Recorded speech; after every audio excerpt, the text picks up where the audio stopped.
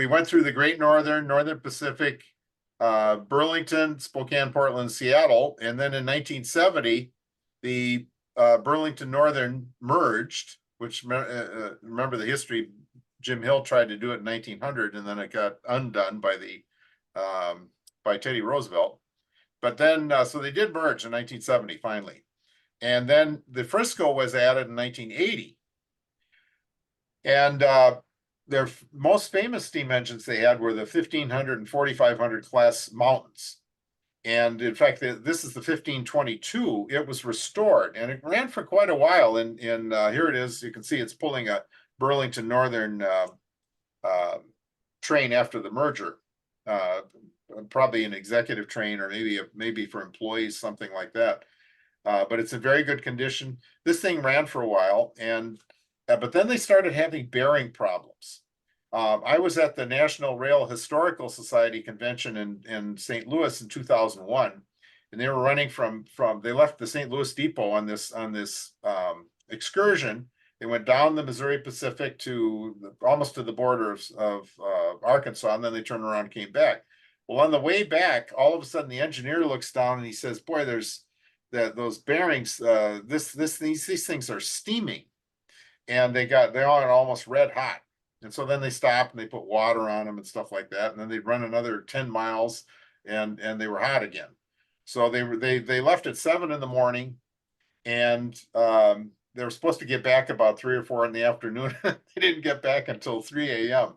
Oh, that would be a long time to sit in a chair. But anyway, Yeah. so it's not running anymore. It's a display. They never were able to get it fixed because the older guys who knew how to align those bearings properly, they're gone. And they lost that knowledge of how to do that. So then they first dieselized in 1950s, and they bought the E7s and E8s. And this was their passenger paint scheme, bright red with gold, and then silver trucks. Here's their biggest train was the Meteor. It went from St. Louis down to Tulsa and Oklahoma City. And here it's leaving St. Louis. Big train.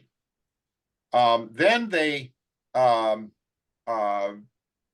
a joint train that was more of a direct route to Texas, and with the MKT, the Missouri, Kansas, Texas, and they called it the Texas Special, and it was quite successful. And then of course Lionel made a copy of it in both the O27 and the O scale, and that made the train really famous because they made a lot of these Texas Special models. Now in 1950, they also dieselized freight with kind of a sort of a black with cream paint scheme. Now this train here, we can see the FAs, which are the Alcos. They did not have nose multiple unit plugs, but obviously the F units did. So the General Motors F units had plugs in the nose, and so they could run an FA on each end and then 3 F units in the middle, because they had to run quite a bit of power on these lines that went up and down through the hills in Missouri. Refresh my memory. Are those F units the ones that were built as sets?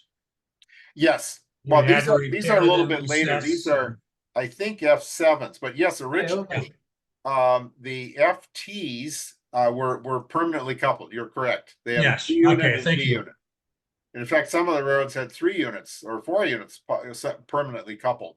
And they did that because the unions were saying that if you have 4 engines, you got to have 4 crews. Well, so they permanently coupled the F units originally, so that they could say, hey, there's only 1 control stand, so we only need 1 engineer and 1, etc. But yes, you're correct. And then later on, they were able to get past that, and then they put couplers on all of them for flexibility. So then the Alabama, Tennessee, and Northern, they bought engines to Frisco standard. This is what the engines looked like in the late 40s. This is an RS1. And the Quanta, Acme, and Pacific clearly was separate, but they bought to Frisco standard. This looks just like the Frisco engines. And so then the Frisco continued, quite a successful railroad, and they modernized with GP35s and SD45s, and they always kept them in top condition. So it was a really good good merger with the Burlington Northern.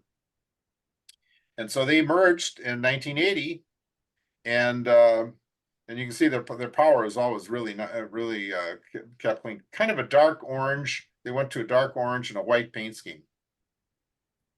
And this is after the well, then of course the Burlington Northern merged with the Santa Fe in 1995.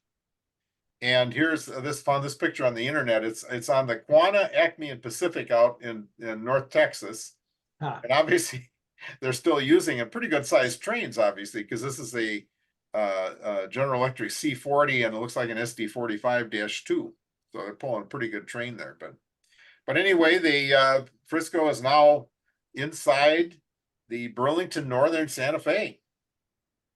So any questions about the Frisco?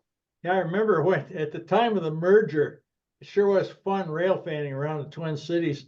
I think I got a picture I put on my Christmas card that year of a Frisco, probably SD40-2, and that had not been messed with. And it was lashed up with a Burlington Northern SDP40, which was really fun. Yeah, that is rare.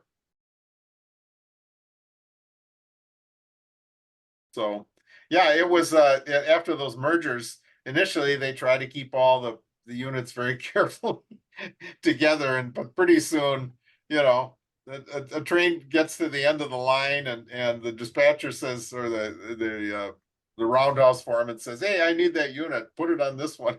Off they go. Yeah, right. It still happens with the pool power, because you see you see pool power everywhere. You see like we've seen on some of those videos that there's Burlington Northern Santa Fe units running around Florida. It's quite a ways quite away from the home rails. And we see CSX and Norfolk Southern here all the time. Yeah, it's a long way from the Frisco. And SDP40. Yeah, I was doing train Christmas cards. That was down in Mexico on the Chihuahua Pacifico. You've been on that train, haven't you, Bob? No, I haven't been on that one. Yeah, but you've been on the Copper Canyon trip, right? No, I did not do the trip.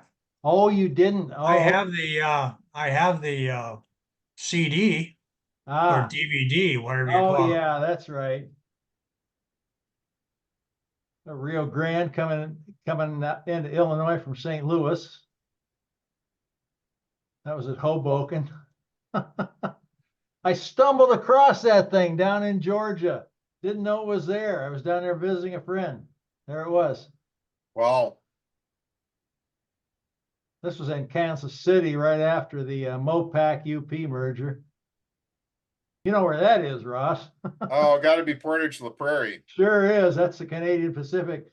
Bob, that's the only place in Canada where the Canadian National and Canadian Pacific main lines cross at grade. No kidding. Portage La Prairie, Manitoba, 50 miles west of Winnipeg. Great place, great train watching. That was 7-8. Where'd 777 go? Yeah, that's Carl. Okay. And this 1980, and myself, and this guy's name is Mark Caron. He's a neat guy in St. Louis that I met, and he came up and met us in Galesburg, and we had three of us had a railfan weekend. Oh, you're on your favorite unit. Yeah, look at that. I think they only had 1, 2, or something like that. In Peoria. Is that in Canada?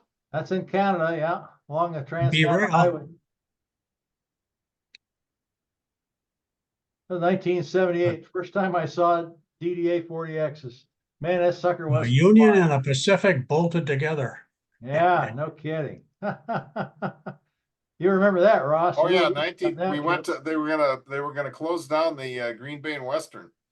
Or they were talking about merging it into the BN. Yeah. Yeah, so we went over, had to see that Alco Century 430. There were only 16 of those things ever built. Green Bay and Western only had 1, so. They lasted a long time. Alco must have gotten it just right.